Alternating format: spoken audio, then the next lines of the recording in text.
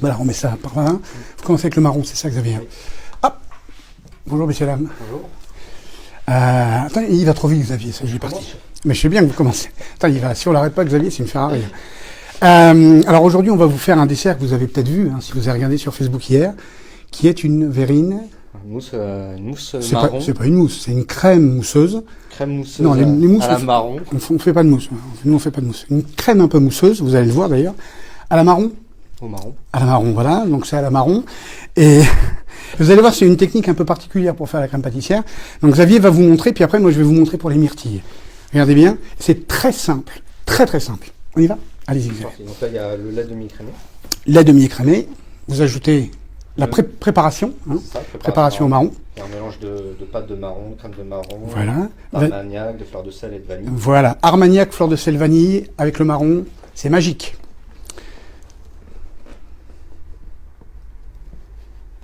Voilà. Si vous voulez un coup de main, vous me le dites. Comment? Ah, salut Anne. Et donc... pour que ça fasse un mélange homogène, voilà. Avant d'incorporer les ingrédients. Très important, là il fait ça à froid. Je mets le feu en même temps que vous faites ça. Tu vois, c'est vrai. Voilà. Et je commence à faire chauffer. Enfin, je vais essayer parce qu'avec la plaque, j'y arrive pas. Donc le mélange est fait à froid. Et en même temps, j'allume tout doucement le feu. Donc mélange à froid, entre le lait demi-écrémé et cette préparation au marron. D'accord? Très important. Regardez tous les grains de vanille qu'on voit. Il faut que ce soit bien détendu et bien épais. Voilà, ensuite, Xavier va ajouter...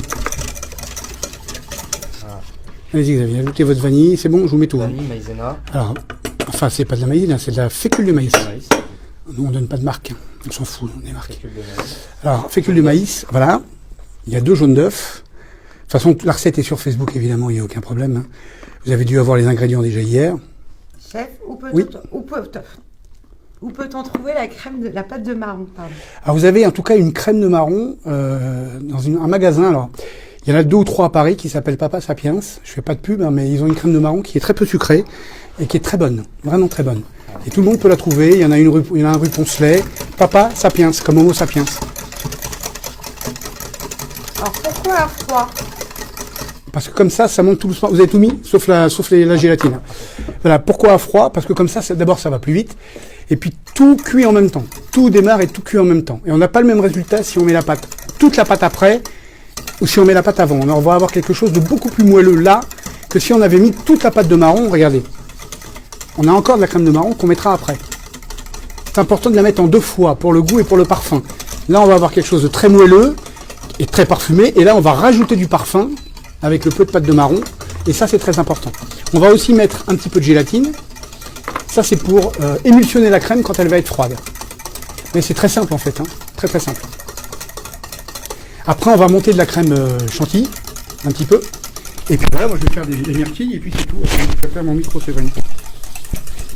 Vous voulez me poser une question, peut-être, Séverine? Est-ce que la crème de marron en conserve peut convenir? Ça va aller. Crème de marron en conserve? Oui. Oui, bien sûr. Mais du moment où vous trouvez une crème de marron qui vous convient, en fait, ça, c'est votre goût. Souvent, c'est très sucré. Faites attention à ça. Mais regardez la crème qu'est en train de faire Xavier. Voilà. Il la cuit comme une crème pâtissière, en fait. C'est pas compliqué. Comme une crème pâtissière. Vous voulez descendre ou monter? Ok, vous voyez, ça commence à bouillir. Comme il n'y a pas de farine, il n'y a pas besoin de la faire bouillir longtemps. C'est juste pour que la fécule prenne.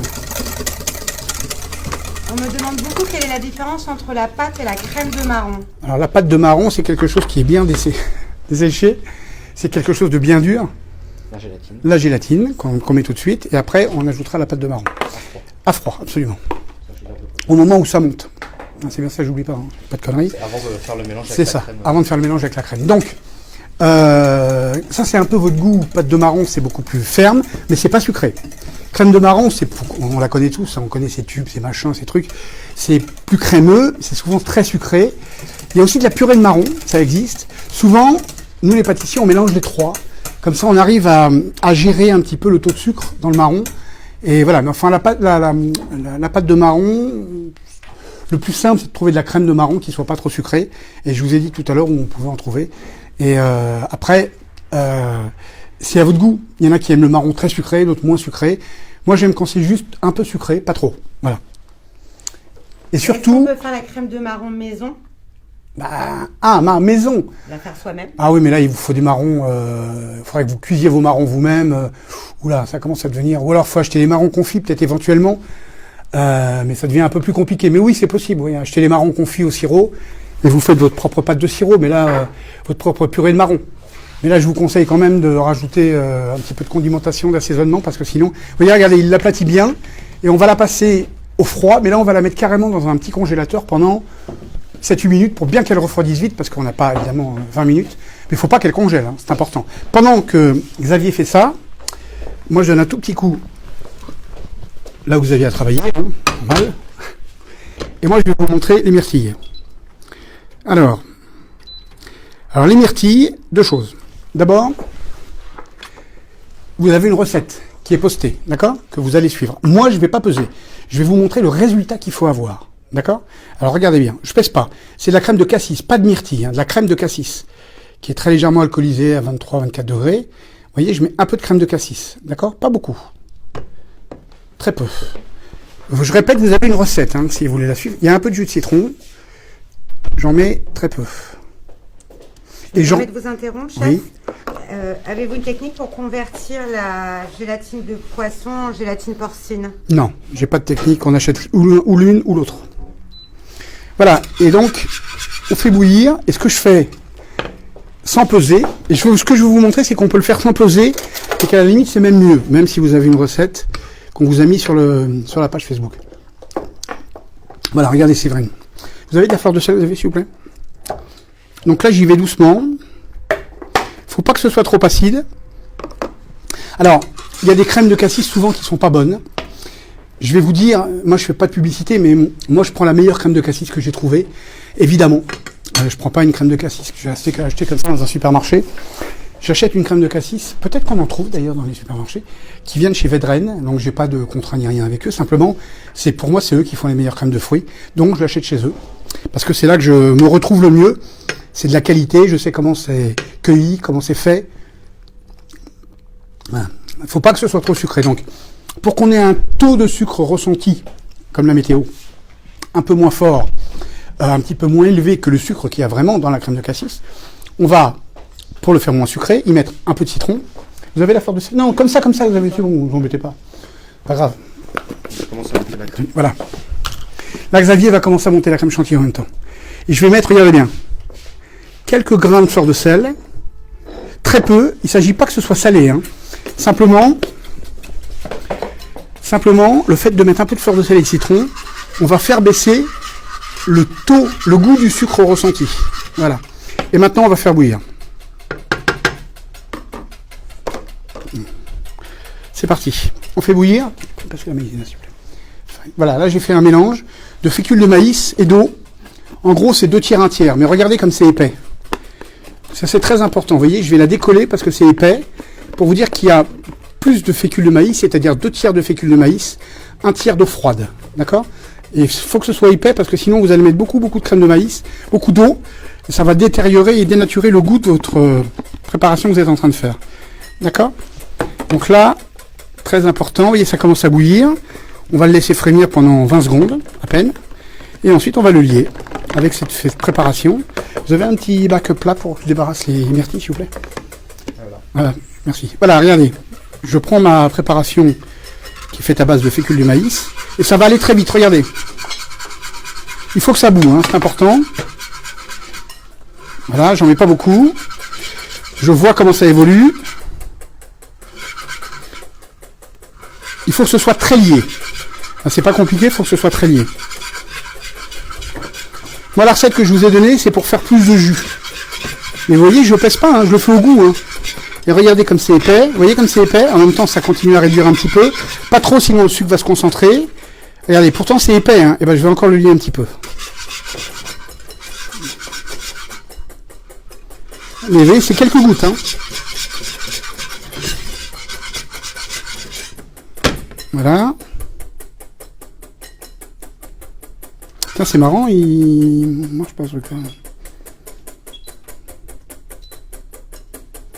Voilà.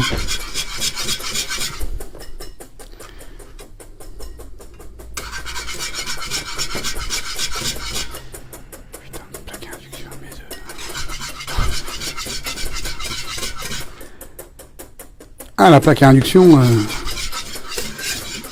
Voilà. Voyez, regardez bien. Approchez-vous bien. Attention à la buée, Fiévrine. Voyez, regardez l'épaisseur. Voyez l'épaisseur, c'est très épais. Voilà, c'est comme ça que ça doit être. Très épais. Et là maintenant, vous l'avez vu ou pas? D'accord. Je mets ça là. Regardez, je verse les myrtilles dans une assiette ou un petit saladier. Là, je le mets dans une assiette pour que vous voyez bien. C'est important pour que vous voyez bien. Voilà. Et je verse par-dessus cette crème épaisse, chaude. Mais il n'y en a pas beaucoup. Donc ça va pas cuire les myrtilles. Il faut surtout pas que les myrtilles soient cuites. Hein. Ça va simplement faire dégager un petit peu de parfum, un tout petit peu d'eau de myrtille qui va se mélanger au jus, et pas beaucoup plus. Il faut surtout pas qu'elle soit cuite. Il faut qu'elle continue à croquer légèrement. Alors évidemment, vous allez me dire, c'est pas la saison des myrtilles, vous aurez raison. Mais des myrtilles, on en trouve maintenant toute l'année. Et de toute façon, c'est tellement bon quand c'est légèrement acidulé comme ça, avec comment dire, avec le marron, que myrtilles, cerises, griottes, tout ça, ça marche à merveille. Donc l'important, c'est ça. Évidemment, c'est mieux d'aller cueillir les myrtilles sauvages, mais là, c'est pas possible. Voilà, et on obtient, regardez comme c'est top.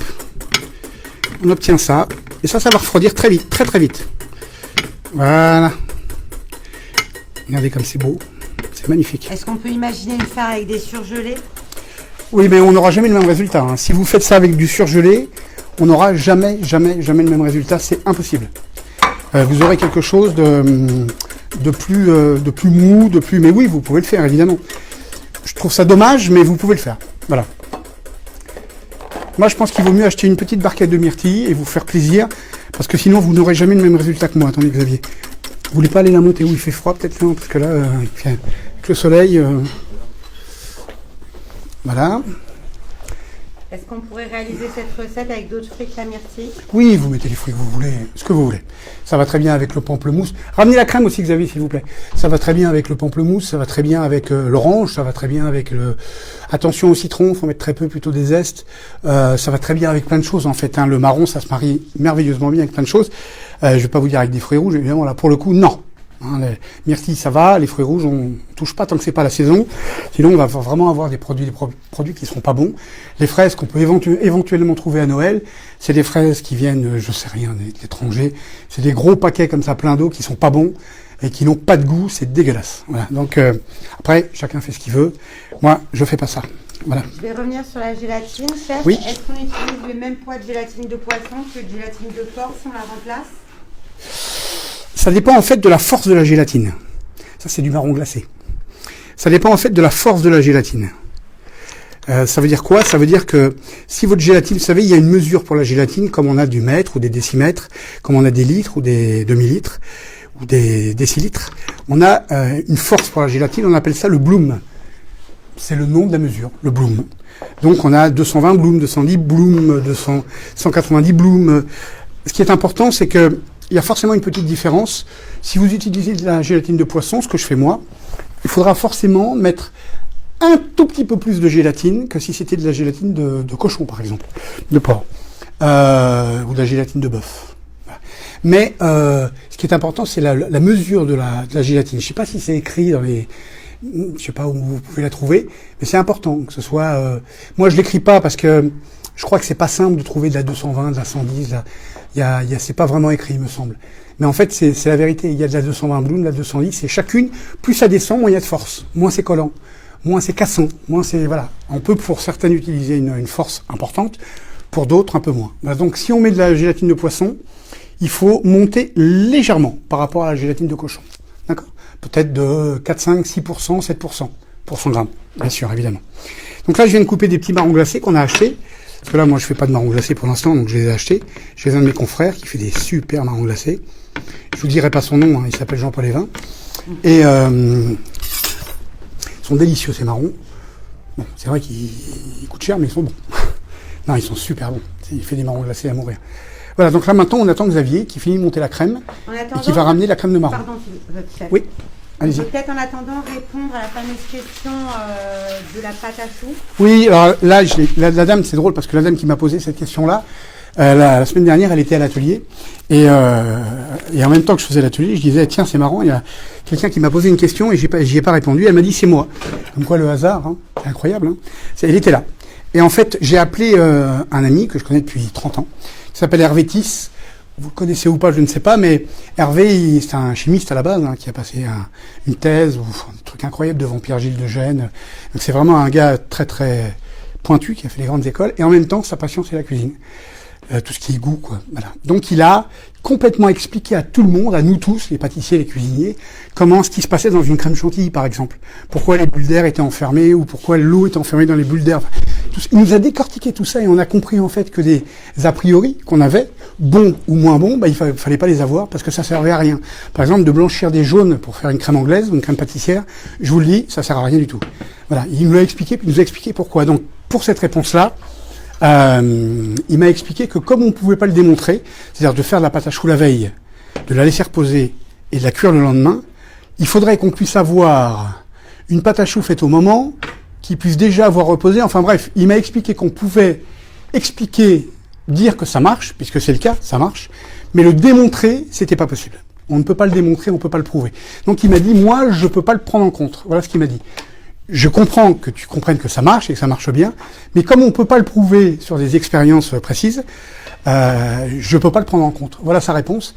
Donc c'est peut-être pas une réponse qui vous convient, mais c'est la réponse d'Hervé Tiss. Et moi je peux pas répondre mieux que lui. Hein. C'est pas possible. Là c'est un gars qui fait tout. Vous voyez la pâte de marron, elle est complètement refroidie. La crème de marron, pardon. La crème pâtissière au marron. Voilà. Elle est complètement refroidie. Donc pour la pâte à choux, j'ai pas eu de réponse plus précise que ça. Donc je vous livre la réponse d'Hervé Tiss. Voilà. Et Hervé qui est un mec absolument génial. Donc là on a mis le restant de pâte de marron. De ce mélange de marron, vanille, armagnac, fleur de sel et crème de marron. Et on y met la crème. Moi je vais la mélanger. Vous avez monté, ah pardon, vous avez monté la crème déjà. Oui, ah bah c'est formidable. Vous avez un fouet? Oui. C'est bon? Ok. Donc la crème est montée. Donc là on mélange bien comme il faut les deux masses. Et on va faire le mélange final.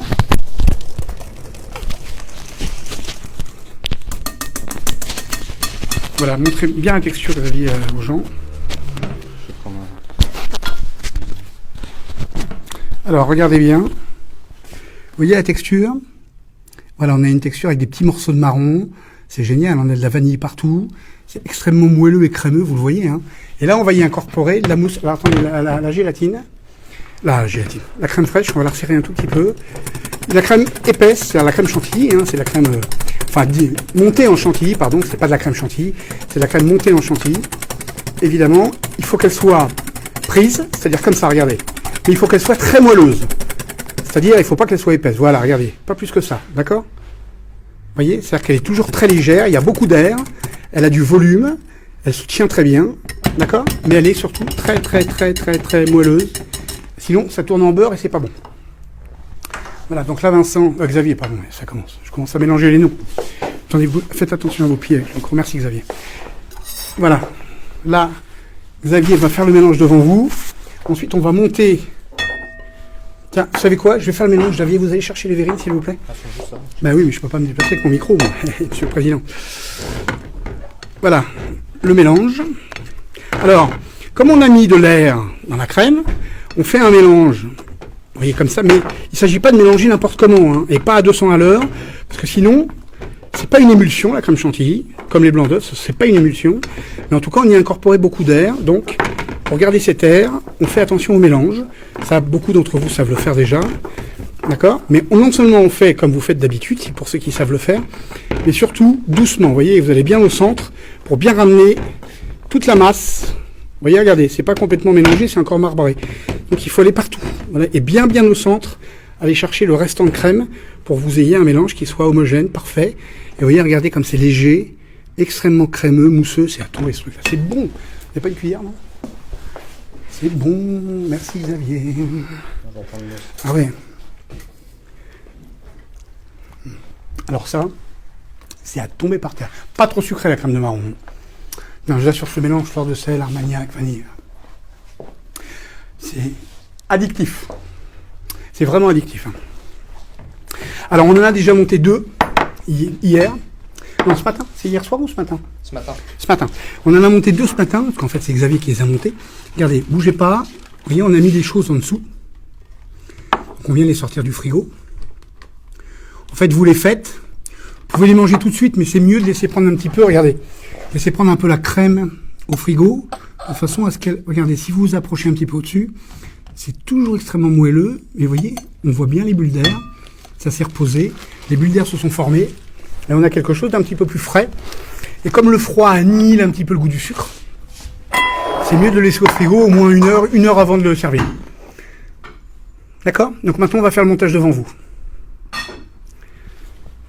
Je goûte une myrtille. Voilà. Alors, montage. Vous en montez une, Xavier? Tiens, je vous donne le streusel. Donc là, vous mettez, on fait les gros morceaux de streusel, comme ça vous avez la recette. Hein, vous voyez, essayez de les mettre un peu sur le côté. Attendez, je ne piquais pas mon streusel, là, il va me le piquer. Ça, c'est super bon, hein, ça se mange devant la télé, comme qui rigole. Vous savez quoi, Xavier? On va mettre... Ah oui, mais en fait, il manque un marron glacé. Ah non, vous n'avez pas tout mis. Mais il est fou, ce mec, c'est pas vrai. Mais vous êtes fou, vous. Putain, ça, c'est parce qu'il veut en mettre plus que moi. Ça, c'est Xavier, ça.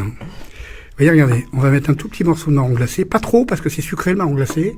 Moi, je m'en mets bien comme il faut, puis j'en mets très peu dans celle-là, Xavier, comme ça, ça sera bon. Mais je vous en prie, je vous aime beaucoup. Par contre, c'est Xavier, parce que moi, avec ma main, vous savez que j'ai un souci, donc c'est Xavier qui va la remplir. Donc je vais en mettre beaucoup pour moi, puis un petit peu pour Et un petit peu pour moi, exactement. Vous avez tout compris. Ça fait un joli dessert de fête. Ah oui, ça, vous faites ça pour le soir de Noël, c'est à tomber par terre. Hein. Je vous assure que ça remplace pas la bûche, parce que la bûche est irremplaçable. Mais essayez de... Voilà, que ça soit pas en prendre comme ça, bien à plat. Juste la tapoter. Ah bon? Vous faites bien de me le dire. Hein. Ça marche pas. Voilà, c'est super bon. C'est pas la peine de mettre une tonne. Non, juste étaler, voilà, un tout petit peu plus. Comme ça. Voilà, c'est gentil. Merci beaucoup. Merci pour lui. Ça, chef. Voilà, donc vous voyez, on peut même la manger tout de suite. Hein. Simplement, si vous la laissez un petit peu au frigo, ça va mousser un petit peu plus. Elle va prendre un peu plus. Le froid va annihiler un tout petit peu le goût du sucre. Et déjà, elle est très peu sucrée. Et donc, ça sera meilleur. Donc ça, c'est pour tout à l'heure, on va le manger. Et là, maintenant, les myrtilles ont déjà refroidi. Oula.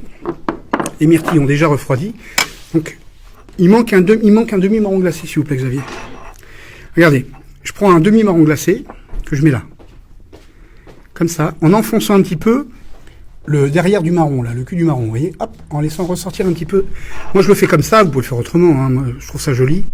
Voilà, d'accord? Un demi-marron. Ensuite, on y va. Délicatement, vous mettez les myrtilles par-dessus.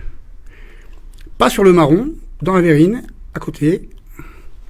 Et vous mettez la quantité que vous voulez, hein. Si vous voulez en mettre 200 grammes, vous en mettez 200 grammes. Moi, je vais mettre juste ce qu'il faut pour que l'équilibre soit respecté. Je vous répète que ça, c'est acidulé, hein. C'est assez peu sucré, donc ça va contrebalancer l'éventuel, encore une fois, goût du sucre qu'il peut y avoir dans le marron. Et ça va à merveille avec la crème au marron qu'on est en train de vous montrer. Hein. C'est pas une mousse, hein, c'est une crème un peu mousseuse. Moi, les mousses, c'est pas trop mon truc, même si j'en ai beaucoup fait quand j'étais plus jeune. Mais est-ce qu'on peut préparer cette recette la veille pour le lendemain? oui, sans aucun problème. Mais par contre, les myrtilles, c'est mieux de les mettre au dernier moment. Si je peux me permettre, c'est mieux de les mettre au dernier moment. Merci beaucoup, très bien. Et là, regardez, on prend un deuxième demi-marron qu'on met par-dessus.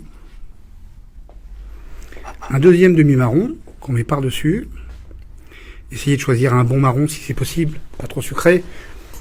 Après, vous faites ce que vous voulez. Moi, je vous montre ce que j'ai fait, hein, on vous a posté hier sur Facebook.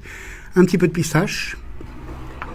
Ça, c'est uniquement pour la couleur. Hein. Franchement, ça sent pas la pistache. Mais si vous voulez que ça sente la pistache, dans ce cas-là, il faut mettre un peu de pâte de pistache. Il faut faire les choses bien. C'est pas la peine d'en mettre beaucoup, d'accord? Ça sert à rien.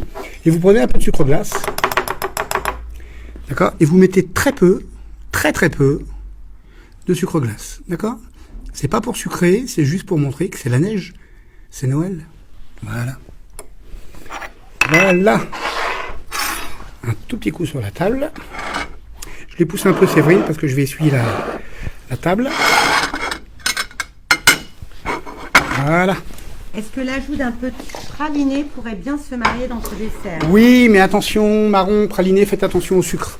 C'est très bien que ce serait bon, bien sûr. Mais faites attention. Moi, je pense que si vous utilisez le marron, restez sur quelque chose d'un peu acidulé avec le marron. Franchement, vous allez y gagner.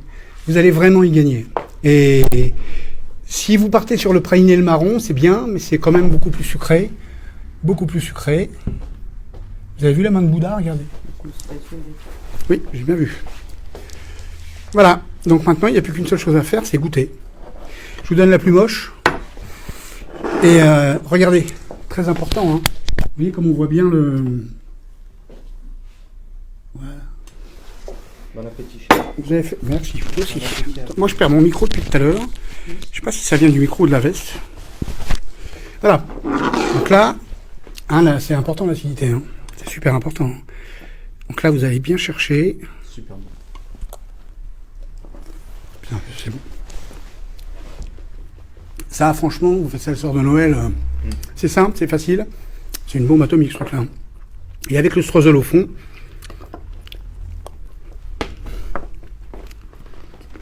Ouais, non, c'est pas bon, c'est très très bon. C'est orgasmique. Je vais en manger encore un peu. Ouais. J'arrête là parce que sinon...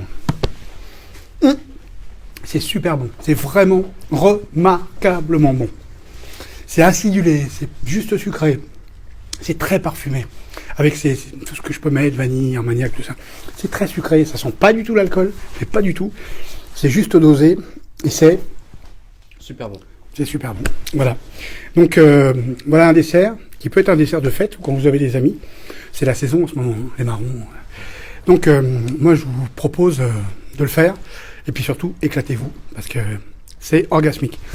Moi, je le mets là-bas parce que sinon, je vais le manger et il faut pas que je le mange. Pas que ça fasse comme le chou chantilly, sinon... Puis on en laisse un petit peu pour Séverine. Puis on va lancer pour Séverine, pour Didier, pour tout le monde, quoi. Voilà.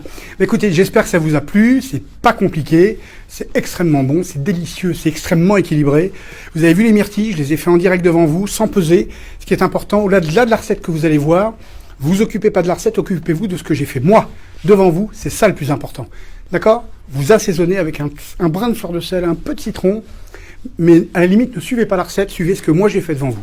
C'est ça le plus important, c'est la matière. Vous voyez, il y en a très peu, ça enrobe vraiment les myrtilles. Elles brillent d'acidulé et de goût, de ce goût et l'alcool disparaît complètement puisque ça bout. Donc c'est juste... Ah, super bon, il me l'a déjà dit. Excusez-moi. Vous connaissez l'histoire du mec Oui. Ok. Excusez-moi, je crois qu'il la connaissait pas. Ben écoutez, on vous embrasse fort parce que c'est gentil d'être avec nous. Encore une fois, et je vous le dis à chaque fois, plus ça va, plus vous êtes nombreux à nous regarder, et moi je suis vachement content. On est heureux, donc on est très heureux de mettre au point des petites recettes comme ça, qui sont peut-être des petites recettes, mais qui demandent quand même 7-8 essais, vous voyez, donc ça fait quoi? Quelques heures? 4-5 heures? Ne me regardez pas comme ça, Xavier. J'ai l'impression qu'il va me mettre un coup de boule, là, boum. Ça dépend des... Ça dépend des desserts, évidemment, ça dépend des produits. Mais enfin, ça nous demande du temps. Vous voyez, on prépare la veille. Bientôt, on va vous refaire rechoisir le dessert que vous allez vous-même décider. Bon, là, c'est un peu Noël, donc on essaie de vous faire des choses. Voilà.